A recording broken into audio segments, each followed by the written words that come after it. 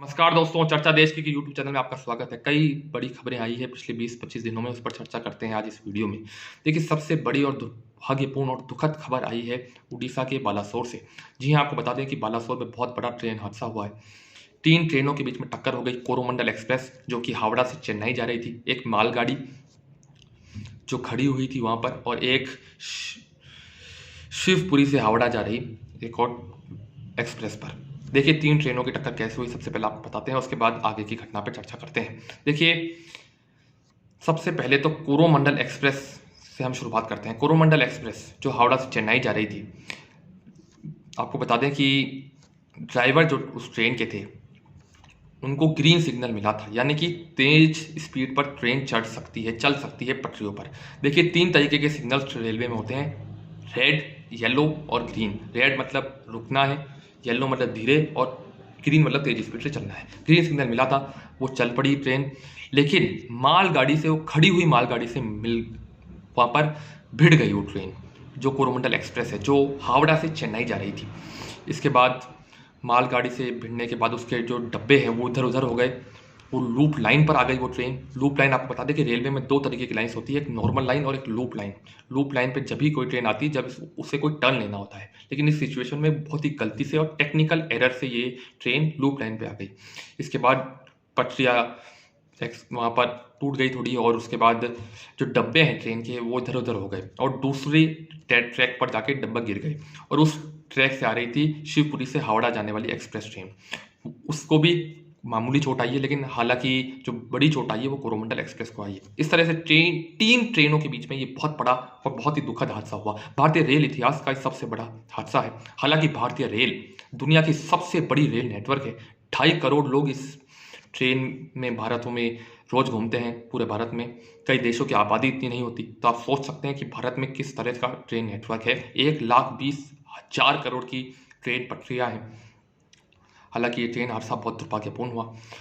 बताया जा रहा है कि सिग्नल मिलने में गलती हुई, मशीन की गलती थी, टेक्निकल गलती थी। हालांकि कई साजिश का भी एंगल अभी सामने आ रहा है, नक्सलियों का मामला आ रहा है। विपक्ष ने रेल मंत्री अश्विनी वैष्णव का इस्तीफा मांग लिया है। हालांकि नरेंद्र मोदी जाकर वहाँ पर जायजा ले चुका है, और 288 लोगों की जो मौत हुई है उसकी भरपाई तो नहीं हो सकती।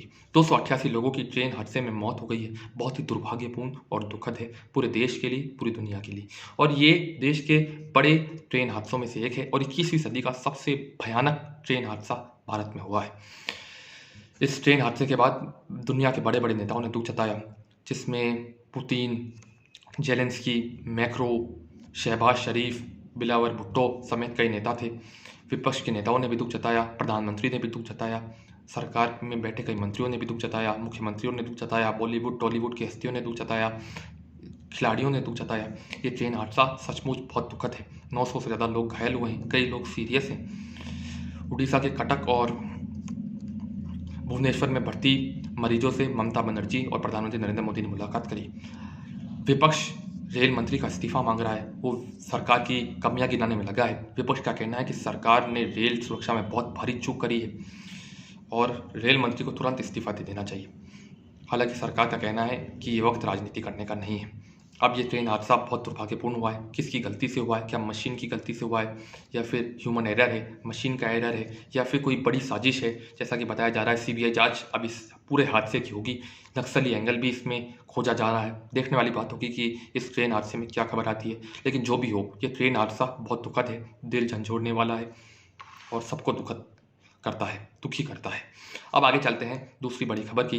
देखिए, सचिन पायलट की तरफ से बहुत बड़ी खबर आ रही है। आपको बता दूं कि सचिन पायलट अपनी नई पार्टी बना सकते हैं। हालांकि राजस्थान को लेकर कांग्रेस आलाकमान में अभी बैठक हुई थी। आपको पता है, मल्लिकार्जुन खड़गे, राहुल गांधी, अशोक गहलोत और सचिन पायलट इस बैठक में शामिल हुए थे दिल्ली में। केसी वेणुगोपाल ने उसके बाद कहा था कि सब कुछ सही हो चुका है, कोई भी सीएम फेस बिना रखे कांग्रेस पार्टी चुनाव लड़ेगी। लेकिन सूत्रों के हवाले से जो खबर आ रही है राजस्थान में, वो ये है कि 11 जून को राजेश पायलट की जो मूर्ति का आवरण होगा, उसी बीच सचिन पायलट नई पार्टी का आवरण कर सकते हैं, और प्रगतिशील कांग्रेस इस पार्टी का नया नाम हो सकता है। ये शुरुआती रिपोर्ट्स हैं, लेकिन हम हमारे चैनल पर ये रिपोर्ट दे रहे हैं। अब देखने वाली बात होगी कि सचिन पायलट सही में अपनी नई पार्टी बनाएंगे। अगर ये ऐसा होता है तो अशोक गहलोत के जो काम हैं, जो उनकी योजनाएं हैं, राइट टू हेल्थ बिल, महंगाई राहत कैंप, उस पर पानी तो फिरेगा ही और कांग्रेस पार्टी को भारी नुकसान इससे हो सकता है। बीजेपी ने भी अपनी चुनावी तैयारी शुरू कर दी है। नरेंद्र मोदी हाल ही में अजमेर पुष्कर आए, रैली करी। अब सचिन पायलट अगर अपनी नई पार्टी बनाते हैं तो सरकार पर भी संकट गिर सकता है। 19-20 विधायक उनके साथ जा सकते हैं। क्या सरकार बहुमत में रहेगी, नहीं रहेगी? सचिन पायलट अपनी पार्टी बनाएंगे, नहीं बनाएंगे? आपकी क्या राय है? देखिए, शुरुआती रिपोर्ट्स है बहुत, हमने आपको बताई। अब आगे चलते हैं, मणिपुर की बात करते हैं। मणिपुर में आपको पता है कि पिछले 1 महीने से जोरदार हिंसा चल रही है और इस हिंसा में अब तक 100 से ज़्यादा लोगों की मौत हो चुकी है। गृह मंत्री अमित शाह हाल ही में मणिपुर गए 30 और 31 मई को। गृह मंत्री के मणिपुर दौरे के बाद भी 54 कोकी समुदाय के गांवों को जला दिया गया। यानी कि गृह मंत्री के मणिपुर दौरे के बाद भी हिंसा रुक नहीं रही है। कोकी समुदाय दिल्ली में प्रदर्शन कर रहा है, गृह मंत्री के घर पर सवाल पूछ रहा है। हालांकि सरकार का कहना है कि हम पूरी कोशिश कर रहे हैं। मणिपुर में सख्त अंजाम किए गए हैं सुरक्षा के। मणिपुर में बम, बारूद, पिस्तौल सब चल रहे हैं और हथियार पूरी तरह से चल रहे हैं। देखिए, 2 समुदायों के बीच में लड़ाई है, एक मेतई और एक कोकी। देखिए हुआ क्या, कुछ दिन पहले मई में मणिपुर हाईकोर्ट ने आदेश दिया मणिपुर सरकार को, यानी कि वहाँ के मुख्यमंत्री एन बीरेन सिंह और बीजेपी की वहाँ की सरकार को, कि एसटी में दर्जा दे दीजिए आप मेथी समुदाय को। ये हाल ही वहाँ से आपको बताऊं तो पहाड़ पे रहने वाला ये समुदाय है। मेथी समुदाय सबसे ज़्यादा आबादी है मणिपुर में, इसकी प्रभावी है मणिपुर की राजनीति में। बंगाल से आया था ये समुदाय। इसके बाद आपको बता दूं कि हिंसा भड़क गई, कोकी समुदाय इससे नाराज हो गया। मेथई समुदाय का कहना है कि कोकी समुदाय भारी है और ये म्यांमार से आया है पलायन कर भारत में। अब कोकी और मेथई समुदाय के बीच में विवाद गरमाया हुआ है। इसको सुलझाने की बहुत कोशिश हो रही है। हजारों गांव जला दिए गए हैं और कई लोगों को पलायन करना पड़ा है। बहुत ही खराब स्थिति मणिपुर में है। हालांकि सरकार का कहना है कि इसको जल्दी कंट्रोल किया जा रहा है। हालांकि विपक्ष का कहना है जब मणिपुर में हिंसा हो रही थी तो प्रधानमंत्री कर्नाटक में बेंगलोर में रोड शो कर रहे थे और प्रधानमंत्री को इस पर तुरंत संज्ञान लेना चाहिए था। और गृह मंत्री भी कर्नाटक चुनाव के 2 हफ्ते बाद मणिपुर आए हैं। ये विपक्ष का आरोप है। हालांकि सरकार का कहना है कि लगातार मणिपुर की स्थितियाँ सुधर रही है। अब देखने वाली बात होगी कि मणिपुर में आगे क्या होता है। अब आगे चलते हैं, विपक्षी एकता की बात करते हैं। देखिए, विपक्षी एकता को लेकर बहुत बड़ी खबर आई है। 23 जून को विपक्ष की बहुत बड़ी बैठक होने वाली है पटना में, बिहार की राजधानी पटना में। पहले ये जो बैठक है 12 जून को होने वाली थी। आपको बता दूं कि राहुल गांधी अमेरिका में है, मल्लिकार्जुन खड़गे का कुछ और कार्यक्रम था, स्टालिन साहब का कुछ और कार्यक्रम था, इसीलिए बैठक की डेट्स को शिफ्ट करना पड़ा। अब ये बैठक 23 जून को होगी। इस बैठक में राहुल गांधी, ममता बनर्जी, अखिलेश यादव, अरविंद केजरीवाल, स्टालिन सबकी आने की संभावना है। हालांकि BRS, भारतीय राष्ट्रीय समिति ने अपने आप को इस बैठक से अलग कर लिया है। वो तेलंगाना की पार्टी है, आप सब जानते हैं। ये भी एक बहुत ही इंटरेस्टिंग चीज़ है। बहुत समय से वो बीजेपी के खिलाफ बोल रहे थे, अब अचानक ही चुनाव से पहले उन्होंने ऐसा क्यों किया, ये बहुत बड़ा सवाल है। वो अपने आप को कांग्रेस से लड़ाई में मानता है तेलंगाना में, शायद इसीलिए उन्होंने ये फैसला लिया होगा। और विपक्ष की बैठक कई मायनों में अहम होगी 2024 के लोकसभा चुनावों के लिए। 23 जून को पटना में बैठक होगी, इस बैठक पर हमारी नजरें कायम होगी। अब आगे चलते हैं, एक और बड़ी खबर की बात करते हैं, पहलवानों के धरने की। देखिए, पहलवानों का प्रदर्शन लंबे समय से चल रहा है। आपको बता दूं कि पहलवानों के प्रदर्शन को 1.5 महीना हो चुका है, लेकिन अभी तक इसका कोई भी हल नहीं निकला है। पहलवानों का आरोप है भारतीय कुश्ती संघ के अध्यक्ष बृजभूषण सिंह पर यौन शोषण करने का।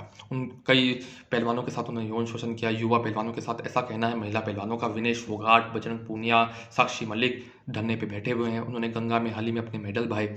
राकेश टिकैत और किसान महापंचायत भी उनके समर्थन में आ चुका है। विपक्ष भी उनके पूरे समर्थन में है। देखिए, बृजभूषण सिंह के इस्तीफे की मांग चल रही है। बृजभूषण सिंह के इस्तीफे और इसकी जांच कराने की मांग पहलवान कर रहे हैं।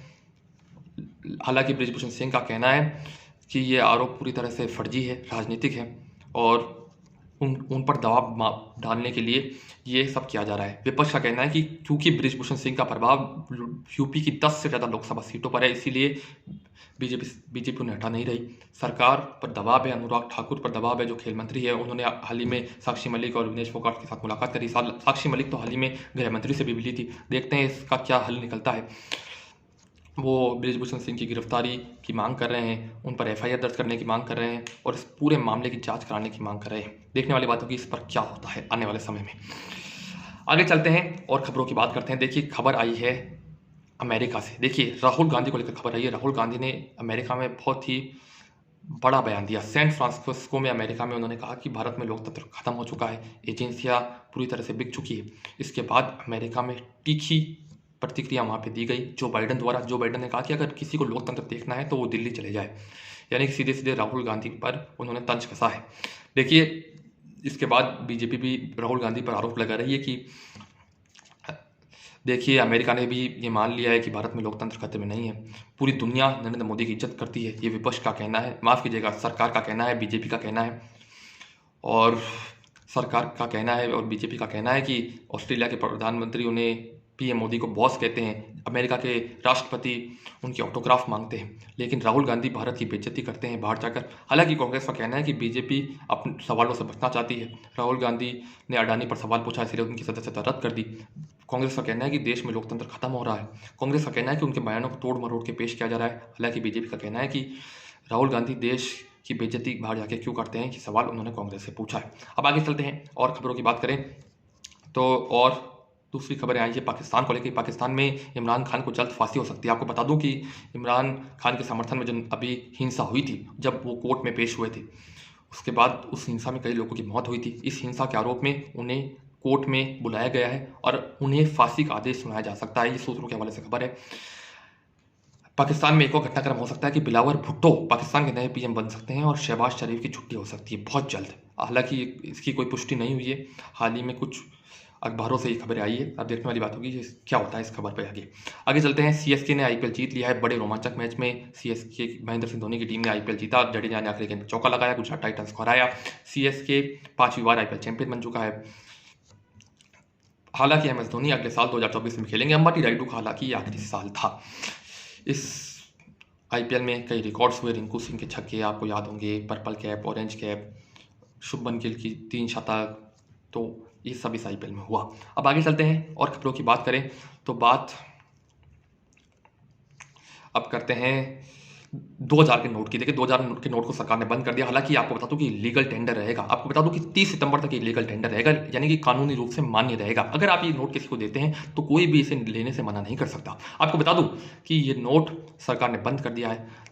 30 सितंबर तक आप बैंक में ये नोट जमा करा सकते हैं, लेकिन ध्यान रखिएगा एक दिन में सिर्फ 10 नोट आपको जमा कराने की इजाजत है। 30 सितंबर के बाद अगर आप जमा कराते हैं तो आपको सीधे रिजर्व बैंक के हेडक्वार्टर जाना पड़ेगा। आपको बता दूं कि 2000 का नोट बंद करना अब बहुत ज़रूरी था, क्योंकि ये नोट वैसे भी सप्लाई नहीं हो रहा था और ये बहुत बड़ी करेंसी थी और बड़े अमीर लोगों के पास ये नोट था, सरकार का जो कहना है। हालांकि विपक्ष का कहना है कि सरकार ने पूरी इकोनॉमी बर्बाद कर दी है। जिस तरह से 500 और 1000 का नोट अचानक से रात 12 बजे के बाद बंद किया गया। आपको बता दूं कि वो नोट तो ऐसे यूपी के चुनावों की वजह से बंद किए गए थे, विपक्ष का कहना है। आपको बता दूं कि 8 नवंबर 2016 को ये सब हुआ था और रात 12 बजे के बाद नोट नहीं चलेंगे। बैंक में जमा कराने के अलावा आपके पास कोई ऑप्शन नहीं था, लेकिन इस बार आपके पास ऑप्शन है। आप दुकानदार को, किसी को भी आकर नोट देंगे तो कोई भी लेने से मना नहीं कर सकता, नहीं तो कानूनी कार्रवाई होगी। इस 500 और 1000 के नोट बंद करने के बाद ये 2000 का नोट लाया गया था, ताकि 1000 नोट जो बंद किया गया 1000 और 500 का, उसकी थोड़ी सी भरपाई हो सके। आपको बता दूं कि पिछले 2-3 सालों में ये नोट वैसे भी नहीं छप रहा था। 2016-17 में ही ये नोट सबसे ज़्यादा छपा था।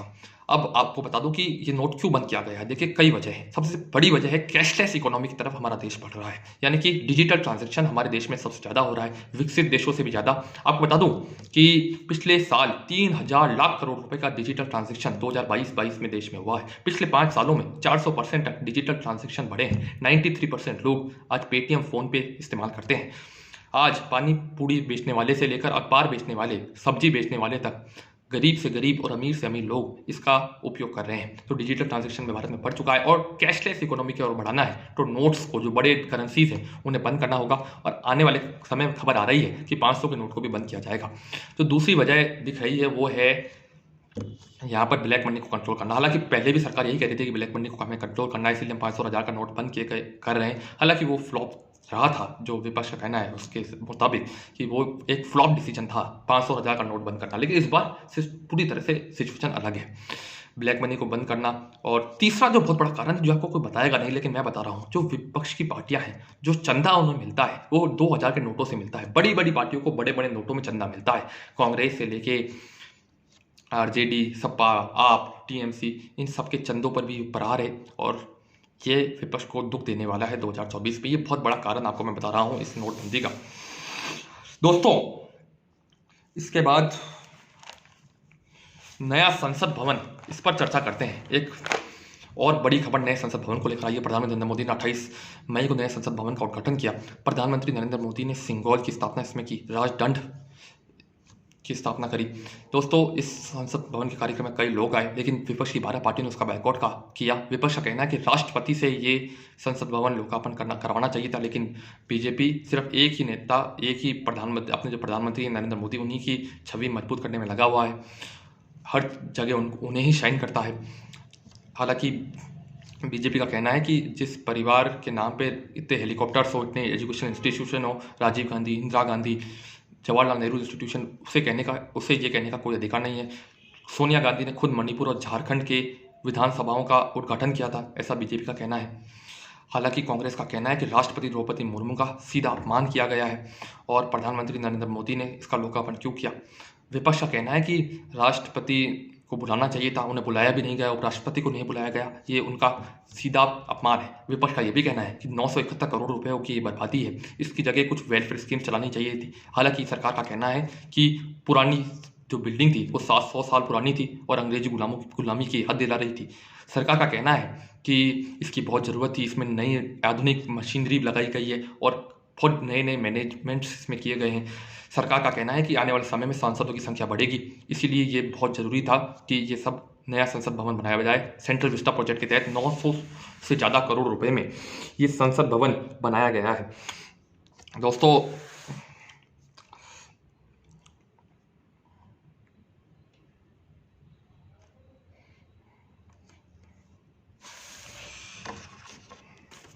इस संसद भवन के बारे में कुछ और इन्फॉर्मेशन देख रहा था, तो आपको मैं बता दूं कि संसद भवन पूरे 900 से ज़्यादा करोड़ रुपए में बना है। इस कार्यक्रम में वाईएसआर कांग्रेस, टीडीपी, मायावती की पार्टी और शिरोमणि अकाली दल, ये सब इस पूरे कार्यक्रम में आए। यही पार्टियां इनमें आई बीजेपी के अलावा, और बड़े बड़े जो दल हैं, जेडीयू, आरजेडी, आप, टीएमसी, कांग्रेस, इन्होंने इसका विरोध किया, डीएमके वगैरह ने। बीजेपी के अलावा यानी कि एनडीए के अलावा सिर्फ 5 पार्टियां इस पूरे कार्यक्रम में आई, जो कि आपको मैंने बताया। हालांकि नॉर्थ ईस्ट की कई छोटी मोटी पार्टियां, कोई छोटी पार्टी की बात मैं नहीं कर रहा, लेकिन जो मुख्य पार्टीज है जो एनडीए के अलावा इस पूरे कार्यक्रम में आई है, वो वाईएसआर कांग्रेस, बीजू जनता दल, मायावती की पार्टी बीएसपी, और इसके अलावा टीडीपी, यही पार्टियां हैं। इसके अलावा बीजेपी के जो सहयोगी दल हैं वो तो इसमें आई ही, निश्चित रूप से नॉर्थ ईस्ट की कई पार्टी आई, लेकिन विपक्ष की बड़ी 12 पार्टियां इसमें नहीं आई। विपक्ष ने क्या कहा, सरकार का क्या कहना है, आपने आपको बताया। सरकार का कहना है कि ये भारत का गौरव है। अब आपको बता दूं कि और कुछ खबर आई है। चंद्रबाबू नायडू, आपको याद होगा, टीडीपी के प्रमुख, वो एनडीए में जा सकते हैं जल्दी, ये खबर आ रही है, बहुत शुरुआती खबर है। इसके अलावा जेडीएस, कुमारस्वामी की जो पार्टी है कर्नाटक में, वो भी एनडीए में जा सकती है, और शिरोमणि अकाली दल भी एनडीए में जा सकती है। 3 पार्टियों की एनडीए में घर वापसी हो सकती है।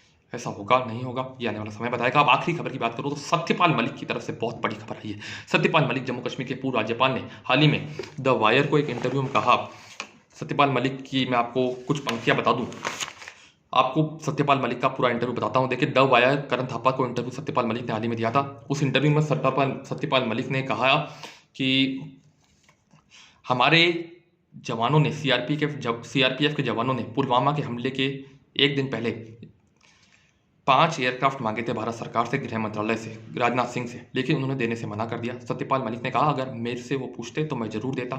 सत्यपाल मलिक ने कहा कि इतना बड़ा कॉन्वे कभी भी सड़क से नहीं गुजरता। द वायर को दिए गए इंटरव्यू में सत्यपाल मलिक ने आगे कहा कि जब ये जो जा रहे थे सीआरपीएफ के जो बसेस हैं या जो गाड़ियां हैं, उस समय 8 लेन श्रीनगर रोड पे सुरक्षा के इंतजाम इतने अच्छे नहीं थे जितने होने चाहिए थे। हालांकि सत्यपाल मलिक ने, आपको बता दूं, कहीं भी पाकिस्तान को निर्दोष नहीं करवाया है। उन्होंने कहा कि इसमें निश्चित रूप से पाकिस्तान की साजिश थी। सत्यपाल मलिक ने आगे कहा कि प्रधानमंत्री का मेरे पास फोन आया, प्रधानमंत्री उस समय उत्तराखंड में थे, प्रधानमंत्री ने मुझसे पूछा क्या हुआ सत्यपाल, तो सत्यपाल मलिक ने कहा ये हुआ है। सत्यपाल ने कहा कि मैं बहुत दुखी हूँ, तो प्रधानमंत्री नरेंद्र मोदी ने कहा तुम अभी चुप रहो। सत्यपाल मलिक समझ गए कि ये क्यों किया जा रहा है 2019 के चुनावों में फ़ायदा लेने के लिए। ये सत्यपाल मलिक का कहना है, मैं समझ गया तो मैं चुप रहा। अजीत डोभाल का भी फ़ोन आया उसके बाद, तो अजीत डोभाल ने भी कहा तुम अभी चुप रहो। हालांकि सत्यपाल मलिक ने कहीं भी पाकिस्तान को इसमें बख्शा नहीं है। आपको बता दें, पुलवामा का मुद्दा हमेशा से सियासी रहा है। अब इस बयान के बाद, सत्यपाल मलिक के इस इंटरव्यू के बाद बवाल मचा हुआ है। कांग्रेस सवाल पूछ रही है कि नरेंद्र मोदी ने चुप रहने को क्यों कहा सत्यपाल मलिक को, क्या ये जनता के सामने नरेंद्र मोदी नहीं लाना चाहते। कांग्रेस का सवाल है कि पुलवामा की जांच 4 सालों से क्यों नहीं हो रही है, क्यों नहीं आगे बढ़ाई जा रही है।